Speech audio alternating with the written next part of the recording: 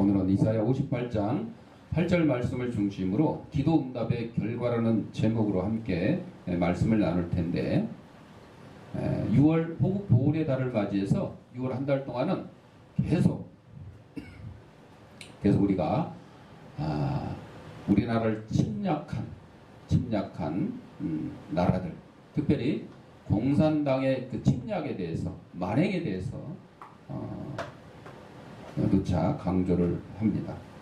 본문의 말씀은 하나님께서 백성들을 공평으로 판단하신다 그랬어요. 공평. 여러분, 요즘에 이제 평등이라는 얘기를 많이 하는데, 제가 알기로는요, 평등이라는 것은 똑같은 100m 달리기를 하는데 똑같이 100m 출발선을 그어놓고 거기서 예를 들어 장애인과 비장애인을 출발시키면 이거는 평등이 아니잖아요. 예. 한쪽 다리가 불편한 사람을 거기다 출발시키면 평등이 아니잖아요. 건강한 사람은 건강한 사람끼리, 또 장애를 가진 사람은 장애를 가진 사람끼리, 이게 평등이라고 봐요. 그런데 그럼 100m를 달리면 1등도 있고 2등도 있고 3등도 있잖아요. 이게 평등의 결과입니다. 근데 요즘은 이게 평등이 아니래요. 다 똑같이 1등을 하려면 1등을 하고, 다 똑같이 꼴찌를 하려면 꼴찌를 해야 된다는 게 평등이라고 그렇게 지금 주장하고 가르치고 있어요. 누가? 공산주의 사상을 가진 사람들이, 사회주의 사상을 가진 사람들. 여러분, 열심히 일하는 사람이, 열심히 공부한 사람이 점수가 좋아지고, 열심히 일한 사람이 돈을 더 벌게 되고, 열심히 일한 사람이 좋은 직장 가는 게 맞는 거예요. 출발은 똑같은데 이게 평등이에요. 그런데 공산주의자나 사회주의자들은 그게 아니라는 거죠. 놀아도 열심히 공부 안 한 사람도 열심히 공부한 사람처럼 똑같이 점수 줘야 된다는 거야. 똑같이 상 줘야 된다는 거예요. 그러면 전국 체육대회에서 1, 2, 3등 뭐하러 뽑고, 올림픽에서, 월드컵에서 1, 2, 3등 뭐하러 뽑아요? 아니잖아요. 다시 본문으로 돌아가면 이사야 11장 4절에 보면, 공의로 빈핍한 자를 심판하며 정직으로 세상의 겸손한 자를 판단할 것이라고 했습니다. 이러한 공의를 우리 성도들도 당연히 따라야 돼요. 왜? 하나님께서 말씀하신 공의이기 때문에, 공평이기 때문에. 그래서 신명기 16장 20절에 너는 마땅히 공의만 좇으라, 따르라, 이렇게 성도들에게 요구했어요. 하나님은 더 나아가 시편 82편 3절에 가난한 자와 고아를 위하여 판단하며 곤란한 자와 빈궁한 자에게 공의를 베풀지라고 우리에게 말씀하셨습니다. 여러분, 하나님의 공의는, 하나님의 평등은 똑같은 조건 하에서 출발을 했는데 1, 2, 3등이 나온 거를 다 똑같이 1등으로 2등으로 3등으로 만드는 게 아니고, 거기에 참여하지 못하는 장애인이라든지 고아라든지 과부라든지 함께 경쟁을 할 수 없는 그런 사람들을 잘 돌보라는 것입니다. 여러분, 내가 열심히 공부해서 1등을 하고 열심히 일을 해서 돈을 많이 벌고 열심히 또 일을 해서 좋은 직장을 갖는 게 맞아요. 그래서 나에게 가져진 수입을 어려운 이웃들에 의해서 함께 나누는 것, 이것이 우리 하나님께서 말씀하신 공평이고 공의예요. 그런데 열심히 노력하지도 않고 게으름에 빠져가지고 학교 성적도 안 오르고 돈도 못 버는 사람을 열심히 공부해서 성적 올린 사람이나 열심히 돈을 벌어서 많이 돈을 버는 사람 관계없이 똑같이 그냥 대박에 쌀 깎듯이 그냥 쫙 깎아가지고 평등하게 맞춰야 된다. 이것이 공산주의자들, 사회주의자들의 사상이에요. 우리나라 지금 정책이 그렇게 가고 있어요. 소득 주도 성장, 이게 그런 겁니다. 지금 어떻게 해요?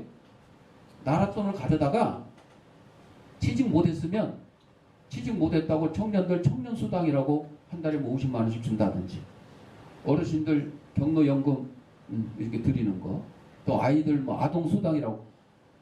여러 명목으로 수당 해가지고 국민들로 하여금 열심히 노력해서 돈을 벌게 하는 게 아니라 가만히 앉아서 정부에서 주는 연금, 무슨 수당, 이거 받아먹고 살게끔 하는 거예요.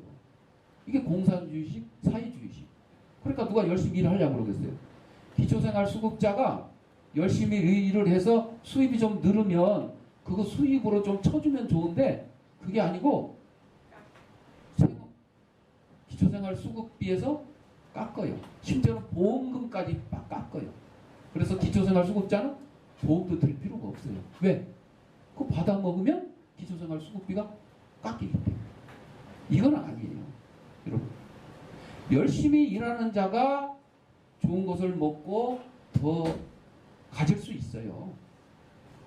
그런데 그거를 벌어가지고 자신을 위해서만 다 쓰면 이거는 이제 빈부격차가 심하고 이러기 때문에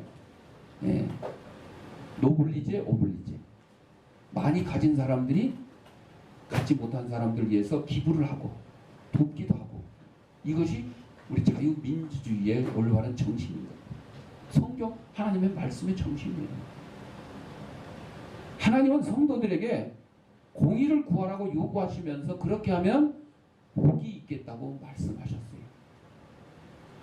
다윗은 공의로 구하고 행함으로 커다란 복을 받았습니다. 공의를 행함으로 받는 복은 기도 응답의 일부분인 것입니다. 6.25 노래를 아까 이제 1절, 2절만 나왔고 이제 자막으로는 안 나오고 영상만 나왔는데 가사를 3절까지 있는데 이거를 소개해 보면 박두진 씨가 작사했고 김동진 씨가 작곡을 했어요. 아 이지라 어찌 우리 이날을 6.25를 잊어서는 안 된다는 그런 뜻이잖아요. 그런데 지금 6.25를 겪지 않는 세대는 어떻게 해요?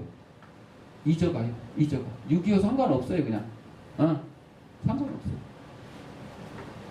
조국을 원수들이 짓밟아. 여러분, 우리나라를 침략한 저 북한 공산군이 뭐라고 표현했어요? 원수라고 표현했어요. 원수라. 근데 여러분, 이 6.25 노래를요, 김대중 노무현 정권 때 10년 동안 못 부르겠어요. 공식적으로. 학교에서도 가르치지 않았어요. 지금 이 6.25 노래가 어떻게 된지 알아요? 가사를 바꿨어요. 원수 이런 말 없어요. 쳐들어왔다 이런 말 없어요. 그거를 지금 가르치고 있어요. 맨주먹 붉은 피로 우리 6.25 때 우리 대한민국 소총 몇 자루 있어요. 소총 몇 자루. 미군도 다 철수하고 탱크 뭐 비행기 한 대도 없을 때였어요. 또 원수를 막아냈다 그랬잖아요. 저 쳐들어 원수 막아낸 거 맞아요. 근데 공산주의자나 사회주의자들은 뭐라 그래요? 북한이 쳐들어온 게 아니라 그래요. 북한을 원수라고 안 해요. 우리 민족끼리라고. 우리 민족끼리. 발을 굴러 땅을 치며 울분했던 나라. 아니 우리 민족끼리 그냥 다투었으면 뭐 땅을 치며 울분에 떨 수가 없잖아요. 이제야 갚으니 그날의 원수를. 또 원수라고 또 원수. 이제 인천 상륙 작전을 통해서 유엔군들이 서울을 9월 28일 날 수복을 하고 그리고 휴전선을 돌파를 해서 압록강까지 밀고 올라갔잖아요. 그 얘기가 이제야 갚으니 그날의 원수. 적의 물이 쫓고 또 쫓아. 이제 그냥 자유 대한민국으로 통일을 앞둔 그런 시점이 된 거예요. 압록강 두만강까지 올라갔으니까. 원수의 하나까지 쳐서 무찔러 이제야 빛내리 이 나라 이겨내. 여러분, 공산주의자들이 6.25 때 남한을 기습 남침한 거, 이게 원수의 짓입니다. 원수의 짓. 분명히 이렇게 6.25 노래에 써 있었어요. 현충일이 왜 생겼어요? 6.25 때문에 생긴 거예요. 6.25 때문에. 6.25가 없으면 현충일도 없었을 거예요. 그 전에 6.25 없었을 때도 뭐 나라를 위해서 목숨 바친 순국 선녀들 많이 있었어요. 그런데 현충일은 없었어요. 그러나 6.25 때문에 엄청난 북쪽 상잔이라 그러는데 뭐 상잔은 서로 싸웠다는 건데 여러분 우리가 먼저 싸웠어요? 쳐들어오니까 어쩔 수 없이 우리가 싸울 수밖에 없는 거죠. 쳐들어오는데 그냥 다 항복을 해야 돼요? 아니잖아요.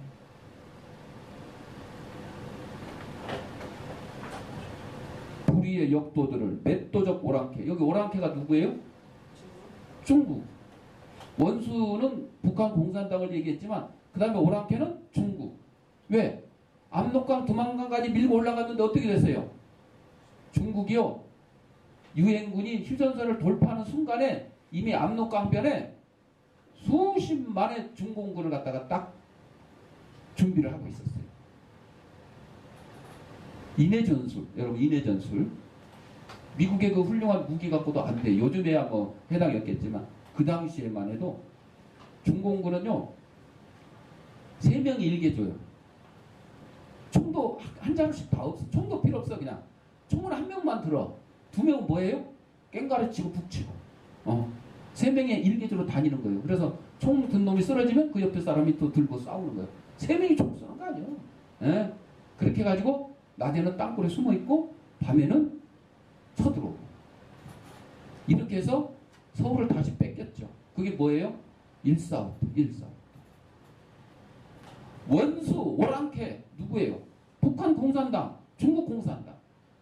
저 8호 춘천에 8호 있어요. 8호 양구에 8호가 뭐예요? 오랑캐를 무찔렀다는 기념으로 이름을 8호라고 붙였어요. 중국에서 뭐라 그래요? 이름 바꾸래요. 이름 바꾸래요. 이런 놈들이에요. 오랑캐. 하늘의 힘을 빌어 모조리 쳐부숴 흘려온 갑진피의 원한을 씻으리. 뭐 복수하자 이런 뜻은 아니지만 우리가 당한 만큼은 갚아줘야 된다. 이런 얘기죠.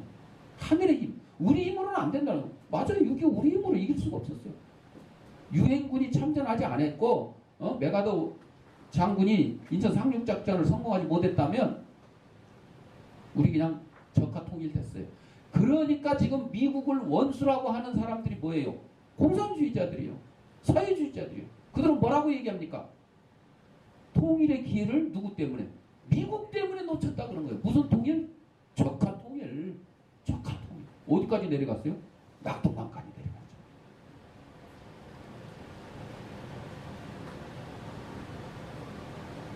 정의는 이기는 것, 이기고야 하는 것.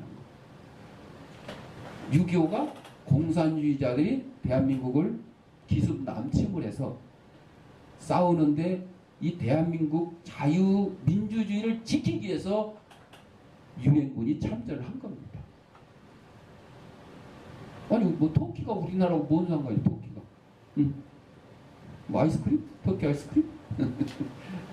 그런데도 터키는 우리나라를 위해서 참전을 했어요. 뭘 지키기 위해서? 자유민주주의를 지키기 위해서. 공산주의가 공산당이 저 자유 대한민국을 침략을 하니까 그거를 지키기 위해서 유엔 16개국이 참전을 한 겁니다. 이게 6.25. 여러분 요즘에 남침이라 그러니까 아이들 학생들 설문조사를 해보면요 남침이 남한이 침략했다 그래서 남침이라고 안 돼요. 70%가 그렇대. 70%가 남한이 침략했다는 게 아니라 남한을 침략했다 그래서 바꾼 게 북한이 남한을 침략했다 이렇게 이제 바꾸게 되는 거 부르게 되는 건데 이거를 저 유튜브에서 뭐라고 설명한 줄 아세요? 똥침이죠. 똥침을 손가락으로 해갖고 남의 똥냉이를 푹 찌르는 게 똥침이잖아요. 그러면 똥침은 누가 누구를 찔린 거예요? 손이 남의 엉덩이를 찔린 게 똥침이잖아. 남침은 뭐예요?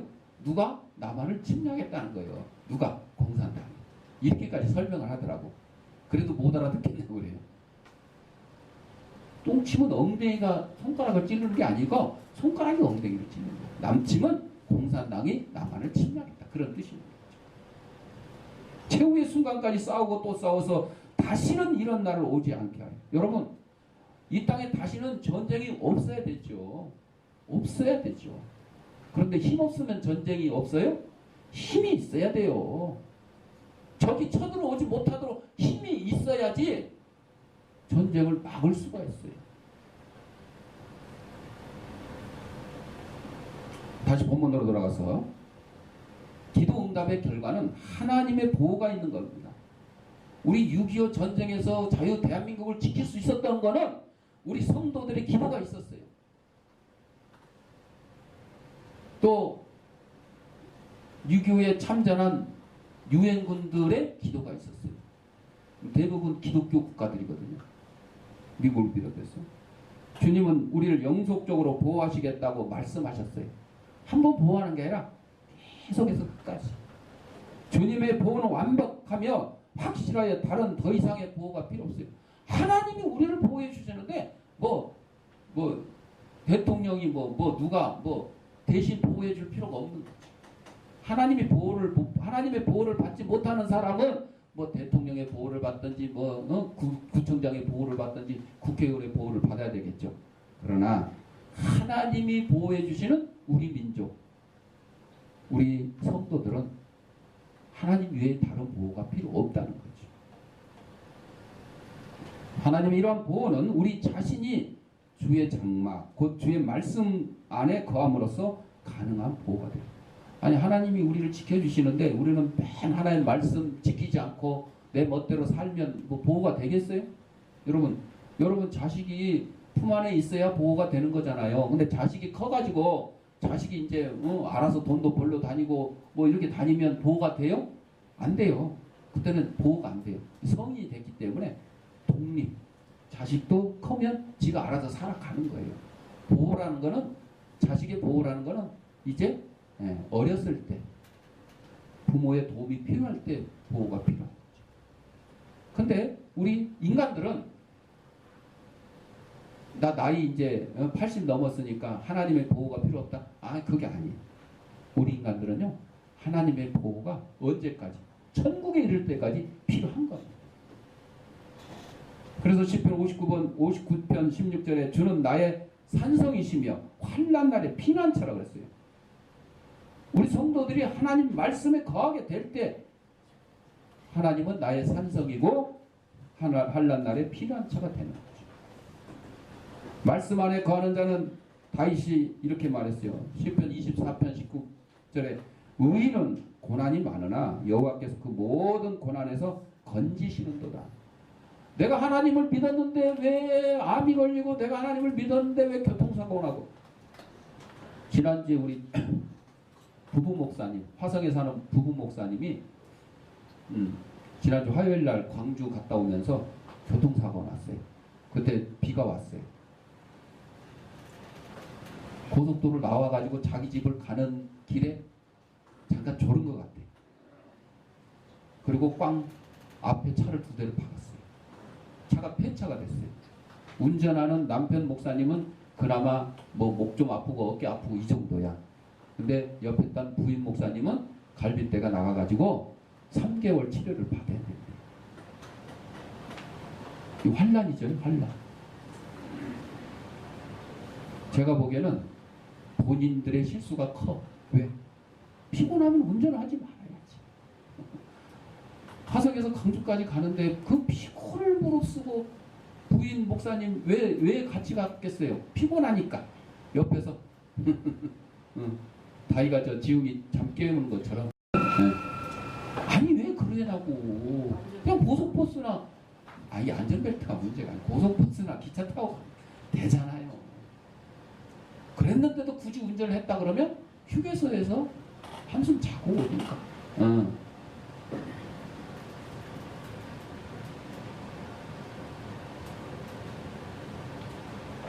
고난이 많은 사람이 의인이에요.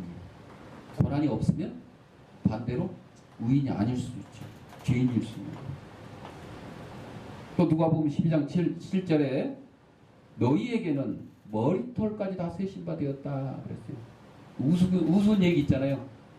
하나님이 대머리를 더 사랑하신다. 왜? 머리털을 실 필요가 없으니까 하나님 귀찮게 안 해서 대머리가 더 하나님의 사랑을 받는다는 우스운 얘기도 있는데, 하나님께서 우리를 보호하시는데 우리의 머리카락 하나하나까지도 다 세실 정도로 세심하게 보호해 주신다. 그래서 우리는 하나님의 보호하심에 맞게 행동을 해야 됩니다. 다시 6.25 얘기를 해보면요. 6.25 사변. 옛날에 우리 6.25 사변이라고 했어요. 이거 병고요, 병고. 국제적으로는 한국전쟁. 소련의 지원으로 군사력을 키운 북한이 38선 전역에서 남침하여 3일 만에 서울을 점령했어요. 북한 공산군이 남침할 때는, 남한을 침략할 때는 그냥 북한 공산군만 내려와도 충분했어요.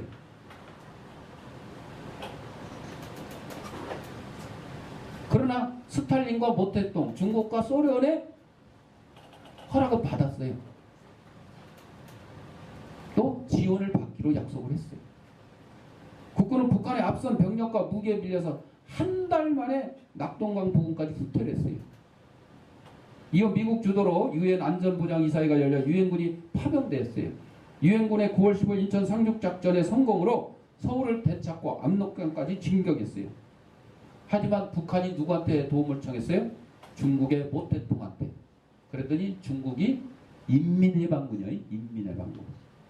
그리고 소련은 공군, 전투기를 지원을 했어요. 1953년 7월 27일 휴전협정이 체결될까지 전투가 계속되었는데 3년 동안 전쟁으로 인한 인명피해가 450만 명, 남한의 43%인 산업시설과 33%의 주택이 파괴되었어요. 남북한은 휴전 상태로 오늘에 이르고 있어요. 이게 지금 다음 백과에 나온 내용이에요. 그런데 문재인 대통령이 지난 14일 날 스웨덴에 가가지고 연설을 했어요. 스웨덴은 6.25 때 우리에게 의료 지원을 했던 나라예요. 참전국가죠. 한반도 비핵화와 평화를 위한 신뢰라는 연설을 했는데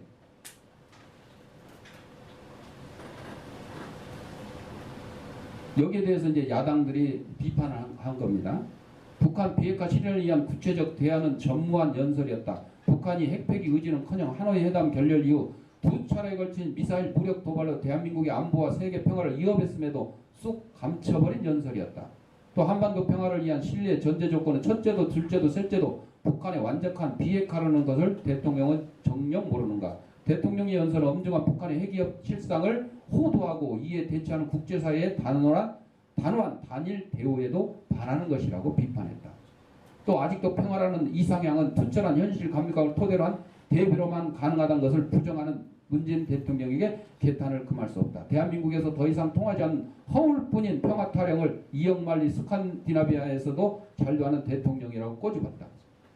문재인 대통령은 6.25의 야전 병원단을 파견했던 스웨덴 의회에서 6.25 예고까지 서슴지 않았다며 문 대통령은 반만년 역사에서 남북은 문 대통령이 얘기한 내용이야.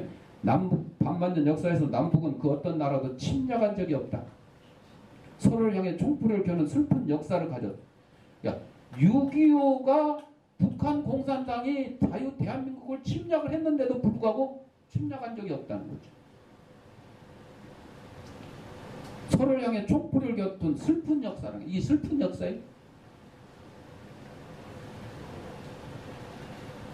그래서 이거를 쌍방과시라고 이제 얘기를 해요. 야당 쪽에서, 비판하는 쪽에서는.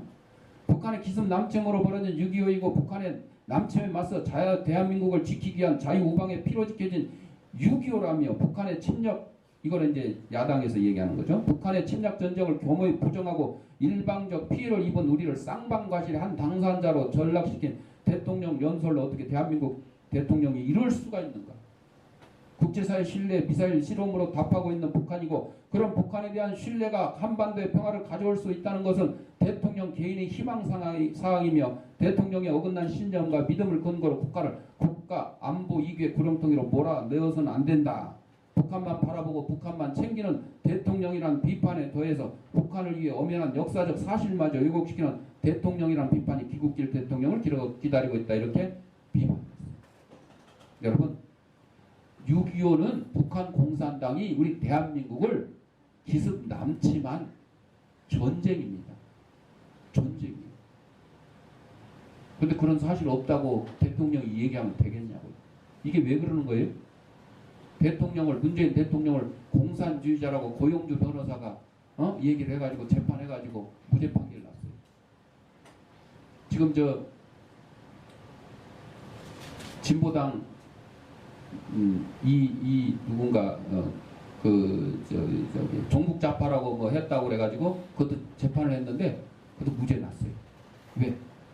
임수경이도 마찬가지고 민주당 임수경 옛날에 북한 몰래 갔다 왔어요. 응? 그 민주당 의원이 됐어요. 국회의원이 됐어요. 임수경 보고 종북 좌파라고 그랬다고 재판을 했는데 그거 무죄 났어요. 재판부에서 뭐라 그랬어요? 평소에 하는 말과 행동을 보니까 그건 종북 좌파가 맞다는 거죠. 누구라도 그렇게 얘기했다는 거죠. 그거는 인신 공격도 아니고 명예훼손이 아니라는 거예요. 저보고 보수 우파라고 그러면 내가 막 성질내요? 아니죠. 꼴통 보수라고 해도 저는 화 안 내요. 왜? 저는 그렇게 해왔으니까. 보수 우파의 입장에 서서 그렇게 해왔으니까. 특히 공산주의에 대해서는 저는 무조건 반대합니다. 여러분, 일본 놈 그러면 나쁘다, 친일파 나쁘다 얘기하죠. 맞아요. 일본 나빠요. 친일파 나빠요. 더 나쁜 놈이 누구예요? 공산당입니다. 공산당. 여러분, 그거 잘 아셔야 돼요. 그거를 우리 대한민국 국민들이 혼동하면 안 돼요. 친일파 나쁘지만, 일본 나쁘지만 더 나쁜 거는 공산당이고 종북주의. 종북. 두 번째로 하나님 기도 응답에 대해서 하나님의 동행이 있다고 그랬어요. 첫째는 보호가 있고 두 번째는 동행이 있어요. 우리가 6.25 동란을 통해서 6.25 사변을 통해서도 이 대한민국의 국권이 서고 이렇게 경제 발전을 이룰 수 있었던 것은 하나님의 보호와 동행이 있었기 때문에. 왜? 우리 기독교인들이 누구보다도 나라 사랑하는 일에 앞장섰기 때문에. 하나님은 우리 성도들과 항상 함께 하신다 그랬어요. 다만 우리가 하나님의 동행의 사실을 인지하지 못할 뿐이라는 거죠. 여러분, 그런 사진, 그림 본 적 있을까요? 모래밭에 발자국이 4개. 두 명이 가는 거, 두 명이 4개. 가다가 갑자기 발자국 2개가 없어지고 2개만 남았어요. 그러니까 이거를 부정적으로 보는 사람은 뭐라 그래요?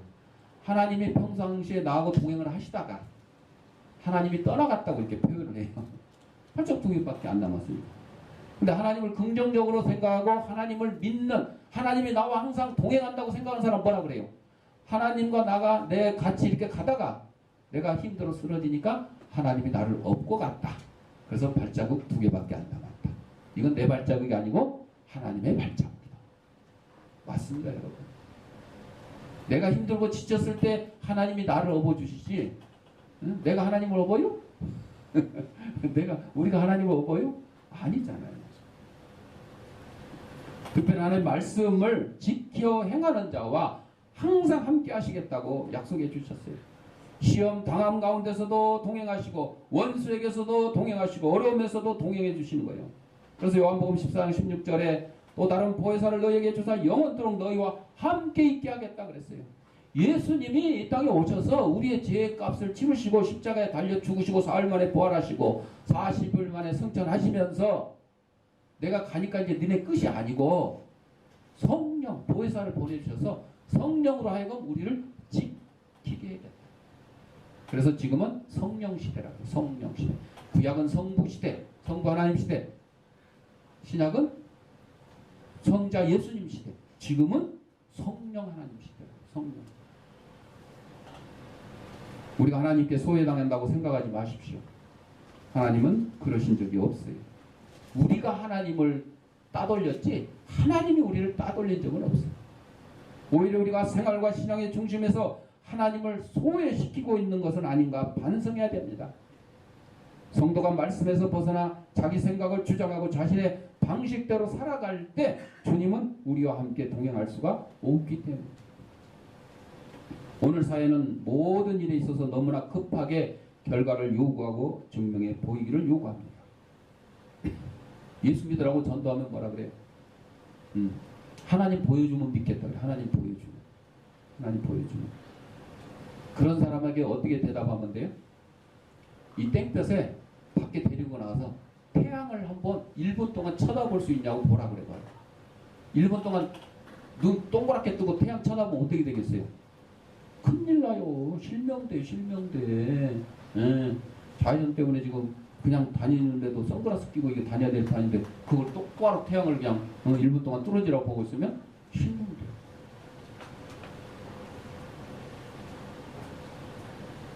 감히 태양조차도 제대로 바라볼 수 없는 게 우리 인간입니다. 그런데 그 태양을 만드신 우주 만물을 창조하신 하나님을 보여달라고 하면 볼 수 있겠어요? 볼 수가 없어요. 모세도 시내산에서 하나님으로부터 십계명 받을 때에 그 광채, 하나님의 모습이 아니라 하나님의 그 광채만 가지고도 모세 얼굴이 그냥 빛났어.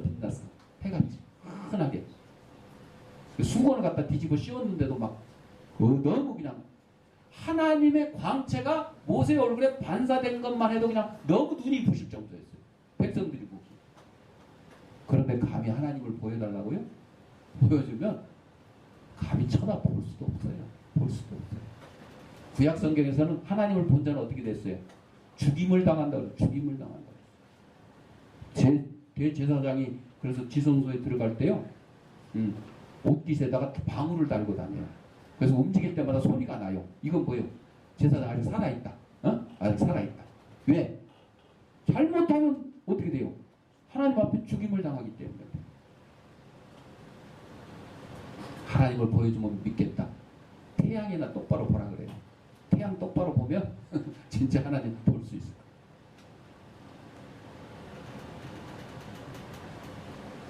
우리 성도들은 세상 사람들처럼 하나님을 보여주면 믿겠다, 기적을 행해주면 믿겠다, 이런 성도들이 돼서는 안 돼요. 비록 무화과 나무에 과실이 없어도 나는 하나님을 찬양합니다. 하나님 감사합니다. 내가 공부를 열심히 했는데도 성적이 안 올라도 하나님 감사합니다. 이래야 되는 거죠. 현실에 만족하고 이게 다 하나님의 뜻으로 여겨야 돼요. 아니 공부 열심히 했다고 다 잘하면 뭐 다 1등하고 다 100점 맞죠. 근데 열심히 했는데도 안 되는 때가 있어요. 그렇죠? 왜? 내 지식이 부족해서, 내 지혜가 부족해서 다 잘 되는 거 아니에요. 내가 열심히 가서 일한다고 해서 다 똑같이 돈 잘 벌어져요? 아니죠. 어떤 사람은 잘 벌어지는데 어떤 사람은 잘 안 벌어져요.